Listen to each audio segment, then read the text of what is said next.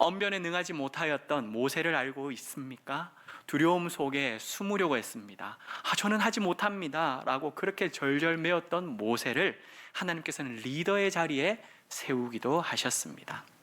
리더십의 사람 하면 누가 떠오르십니까? 여호수아를 들 수 있겠지요.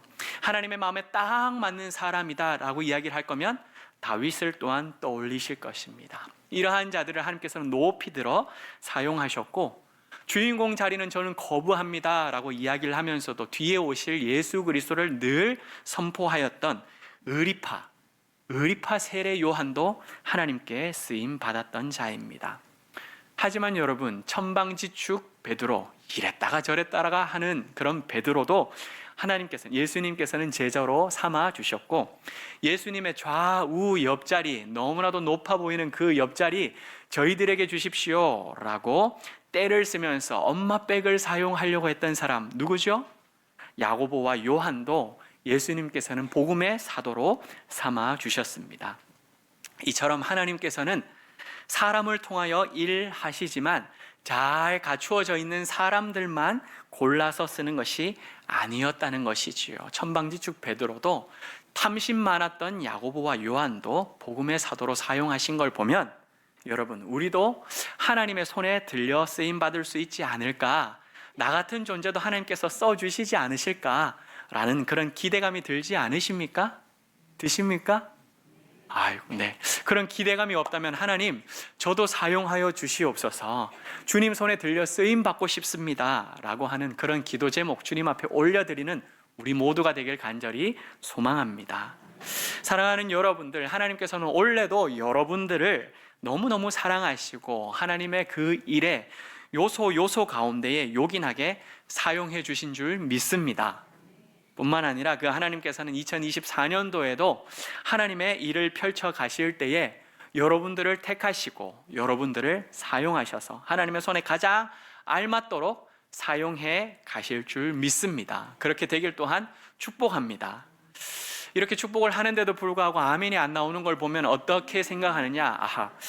한 해 동안 내가 어떻게 쓰임 받았지? 라고 생각이 들기 때문일 것입니다.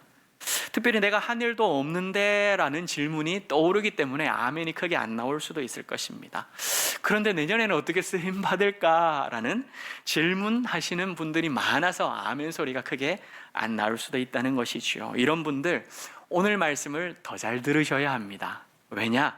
오늘 말씀 속에서 하나님께서는 어떤 사람을 선택하시고 어떤 사람을 어떻게 사용하시는지 말씀엔 잘 나오고 있기 때문이지요. 그렇기 때문에 사랑하는 성도 여러분, 오늘 말씀 귀로만 듣지 마시고 전해지는 그 말씀 속에서 그림이 그려지셔서 눈으로 보고 깨닫게 되고, 이 말씀이구나, 그래서 나도 쓰임받을 수 있구나, 마음속에 그것이 확신되어지는 은혜의 시간 되길 주님의 이름으로 간절히 소망합니다. 첫 번째로 하나님께서는 두려움을 밀어내는 자를 사용하십니다. 누구를 사용한다고요? 두려움을 밀어내는 자를 사용하신다는 것이죠. 요셉은 어떤 사람이었을까요? 오늘 말씀 19절을 다시 한번 읽어보도록 하겠습니다. 그의 남편 요셉은 의로운 사람이라 그를 드러내지 아니하고 가만히 끊고자 하여. 네, 요셉은 의로운 사람이라고 이야기를 하고 있지요. 그래서 허물을 드러내지 않고 그것을 조용하게 덮고 끊고자 했습니다. 여러분, 도대체 무슨 일이 요셉에게 일어났던 것일까요? 요셉은 마리아와 서로 약혼을 한 사람이었습니다. 부부가 되기 위하여서 약혼식을 올렸지요. 결혼을 약속한 두 사람은 이 세상에서 상대방이 가장 아름답고 너무나도 존귀하게, 이쁘게, 멋있게 보였을 것입니다. 여러분, 결혼을 앞둔 남자 앞에 아이유가 지나간다 한들, 이상한 변호사 우영우, 맨발의 디바 박은빈이가 지나간들 남자는 내 아내 될 사람이 더 이쁘다라고 말할 것입니다. 왜 가만히 계세요, 우리 남자분들? 반대로 결혼을 앞두고 있는 여자 앞에 임영웅이나 박보검이 찾아온다 할지라도 여자들은 내 남편 될 사람이 더 멋지다고 고백할 것입니다. 아멘. 아멘이 나오잖아요, 우리 남자분들. 그렇지 아니하더라도 그렇게 해주시길 부탁드립니다. 왜 그럴까요? 왜 그럴까요? 콩깍지가 씌었기 때문이지요. 사랑의 힘은 연예인들조차도 쭈꾸미로 만들어 버릴 만큼 내 사람이 더 멋지고 내 사람이 더 사랑스럽고 이쁘다고 할 수 있도록 강력하다는 것입니다. 그런데 여러분, 이렇게 내가 사랑하는 사람, 이렇게 내가 아끼는 사람, 그리고 결혼까지 약속한 사람에게 배신을 당한다라고 한다면 여러분들은 어떤 마음이 드실 것 같으세요? 그렇게 사랑했는데, 그렇게 아꼈는데, 나에게 있어서는 없어서 안 될 존재였는데 라고 생각하며 그 사람만을 바라보고 있었는데 배신을 당한다면 어떻게 될 거라는 질문인 것입니다. 어떤 사람들은 내가 사랑해 주었던 그만큼 배신감도 그렇게 크게 느낄 수 있을 것입니다. 아니, 그 이상의 분노와 증오가 차오를 수도 있겠지요. 어떤 이들은 상심이 너무 커서 허무함의 동굴에 빠져들어가서 거기서 빠져나오지 못하고 평생을 허우적거리면서 그렇게 살아가는 분들, 허탈하게 하루하루를 지내는 분들도 있을 것입니다. 제가 아는 분 중에서도 그런 분이 있습니다. 그런데 지금 요셉의 형편이 딱 그러할 상황이라는 것이지요. 당시 약혼을 했다는 말은 여러분 어떤 뜻이냐? 단순히 남자와 여자가 만나서 결혼하겠다라고 그렇게 응석 뿌린다고 되는 것이 아닙니다. 둘만의 결정이 아니라는 것이지요. 양가의 어른들, 집안과 집안이 결정을 하고 난 다음에 1년이라는 시간 동안 정결하게 시간을 보내면서 결혼의 모든 필요한 것들을 준비해 가는 시간이 바로 약혼과 결혼의 1년이라는 시간입니다. 그렇게 지내는 그 1년의 시간은 너무나도 설렙니다. 하루하루 365일에서 하루씩 날짜를 지워가는 그날이 너무나도 행복했던 것이지요. 그렇게 약혼식을 올리고 결혼날을 학수고대하고 있는데 여러분, 날벼락 같은 소식이 들려옵니다. 18절 말씀인데요, 마리아가 요셉과 약혼하고 동거하기 전에 잉태된 것이 나타났던 것입니다. 아멘인가요? 이야, 이야기를 듣는데 오메 이거 어쨌을까? 이거 어쨌을까입니다. 결혼 전에 여러분 두 사람 사이에서 임신한 것도 큰일이지요. 결혼하기 전에 임신해서 배가 올라오게 되면은 빨리 결혼식 날짜라도 5월 잡았던 거 3월로 땡기면 되고 1월로 땡기면 돼서 그렇게라도 어떻게 하면 되겠는데 서로가 지금 내외하지 않은 상황이에요. 그러한 상황 가운데에 누가 임신했다고요? 마리아가 임신을 한 것입니다. 이것은 단순히 요셉과 마리아 둘 사이의 문제가 아닙니다. 부모님과 집안, 친척과 친구들까지 연결되어 있습니다. 왜냐? 그들이 바로 이 약혼과 결혼을 보증해주는 사람, 도장 찍어주는 사람들이거든요.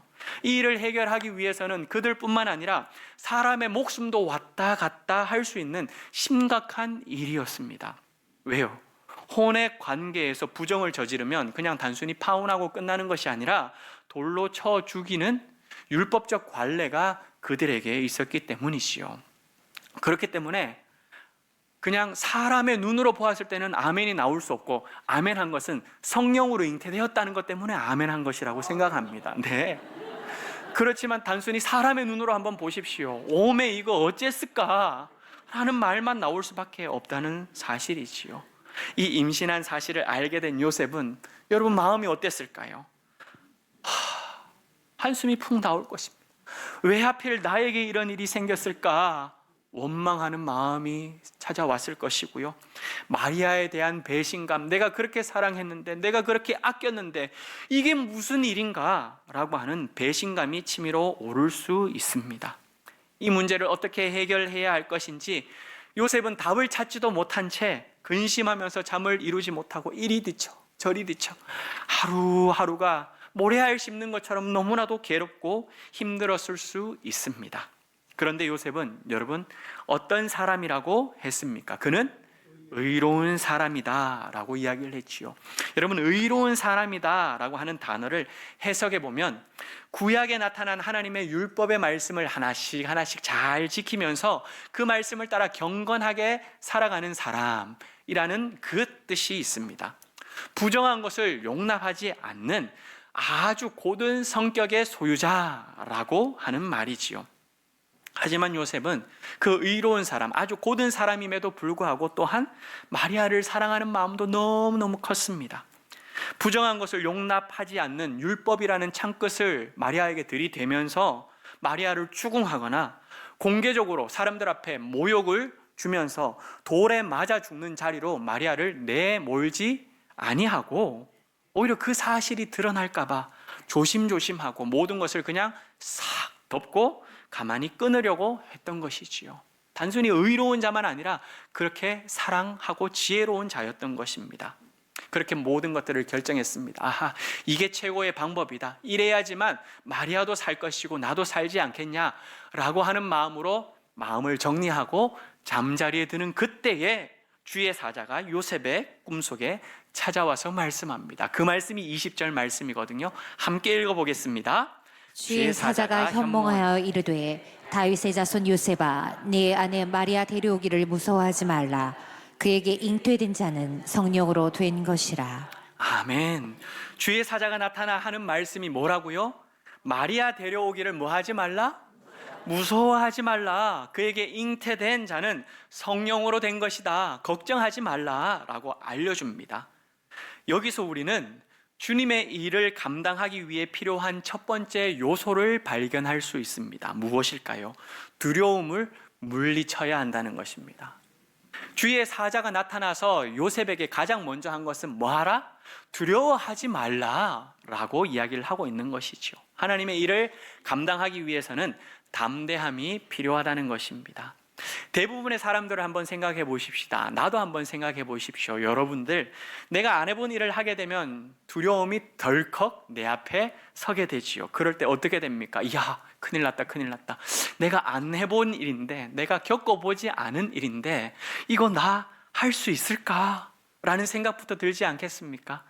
야, 이거 나 감당할 수 없을 것 같은데 어떡하지? 라는 생각이 들지 않겠습니까? 그리고 야, 결과가 내 앞에 다가왔었을 때 이거 나 감당할 수 없을 건데 라는 두려움에 1단계, 2단계, 3단계 점점 더 내 마음을 옥죄어오는 것을 경험하는 것, 이것이 우리 일반적인 사실입니다. 두려움은 그 일을 방해하려는 존재가 주는 마음이 두려움입니다.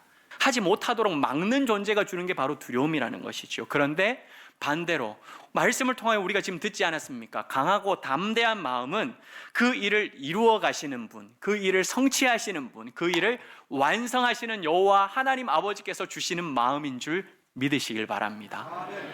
두려움은 우리를 꺾으려고 하는 존재, 사탄이 주는 거지만 강하고 담대함은 그 일을 이겨내는 여호와 하나님이 주시는 마음이라는 것이지요. 만약 요셉이 두려워서, 무서워서 마리아 데려오기를 꺼려 했다라고 한번 상상해 보십시오. 그러면 하나님의 일은 요셉을 통하여 이루어지지 않았겠지요? 그러면 성경에는 그냥 요셉은 단지 의로운 사람이었더라 라고 하는 기록으로만 끝났을 것입니다. 예수의 아버지가 될 수 없다라는 것이지요.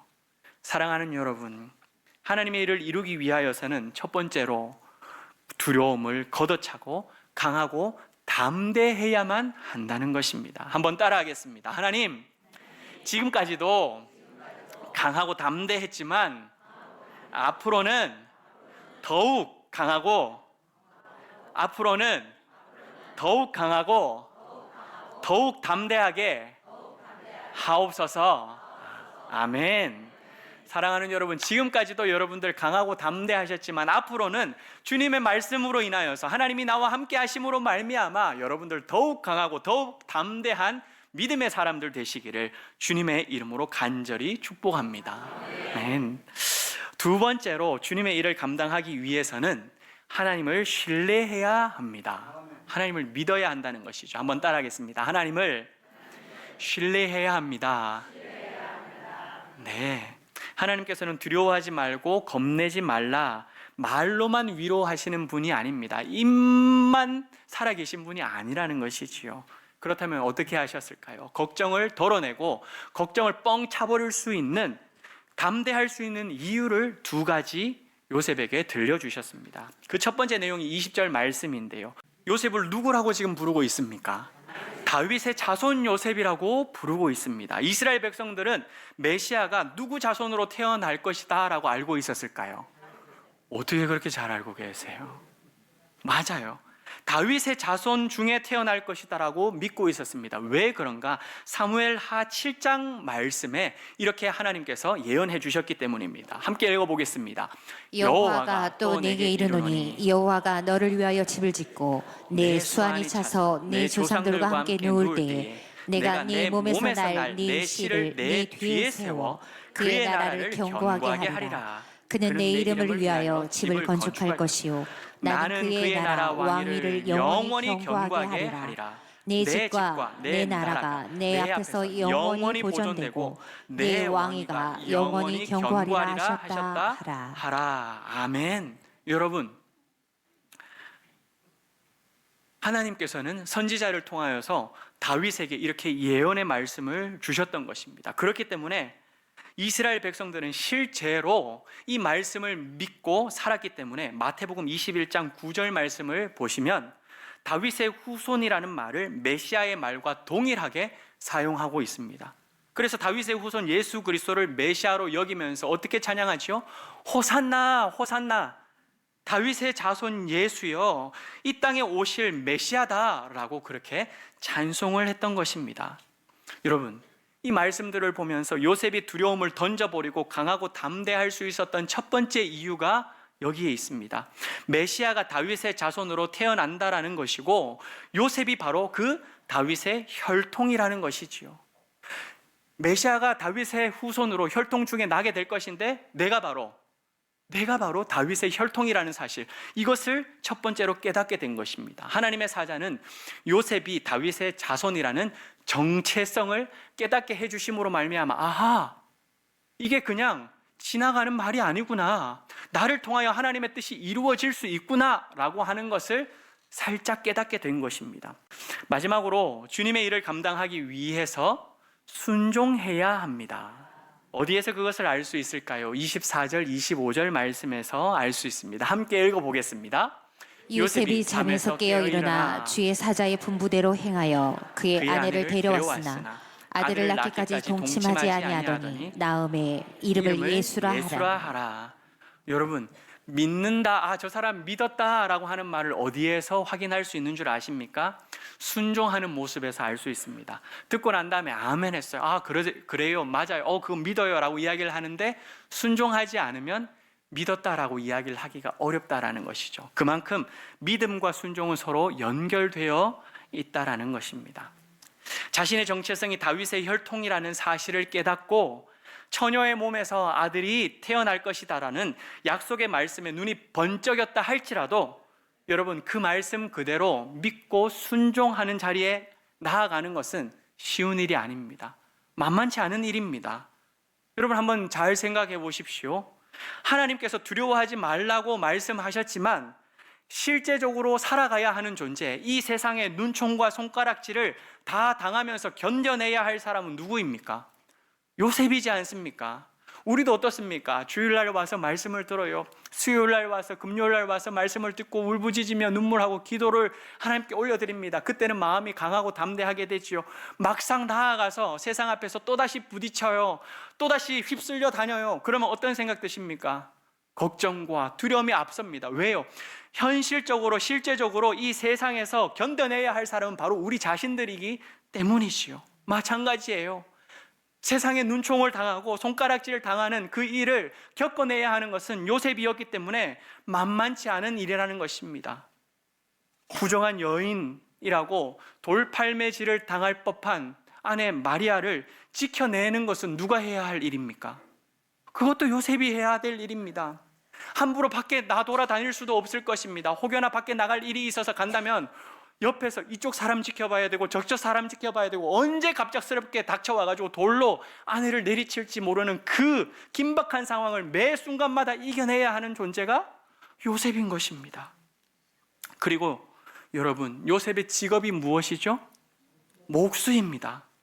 다윗 왕의 후손에서 태어날 메시아를 한번 생각해 보십시오. 다윗 왕의 후손이기 때문에 어디에서 태어나는 것이 이스라엘 백성들 눈에 보기에 합당한 것처럼 보입니까? 왕궁에서 태어나는 것을 기대하고 있습니다. 적어도 귀족 중에 귀족 집안에 태어나야 메시아다라고 이들은 생각하고 있었다는 것입니다. 그런데 여러분, 보잘것없는 목수 요셉의 아들로 태어날 것이다 라고 하는 것도 사람들이 받아들이기가 너무나도 어려운 일이었다는 것이지요. 내가 다윗의 자손이고 아내 마리아가 처녀의 몸에서 임신했기 때문에 그 아들이 메시아다라고 동네방네를 돌아다니면서 이야기를 하면 여러분, 사람들이 어떻게 쳐다볼까요? 그렇게 빨리 대답을 알고 계십니까? 여러분, 제가 다윗의 혈통입니다, 제가 다윗의 자손입니다 뿐만 아니라 제 아내는 저와 서로 내외를 하지도 않았습니다. 그런데도 불구하고 임신을 했습니다. 그렇기 때문에 태어날 그 아이가 바로 예수님입니다, 메시아입니다 라고 동네방네 돌아다니면서 지금 이야기를 해보십시오. 그러면 전부 다 이야기할 겁니다. 저 부부가 쌍으로 미쳤다. 당연하지요. 여러분, 생각해 보시면 알 것 아닙니까? 2000년 전 동일한 상황이라는 것입니다.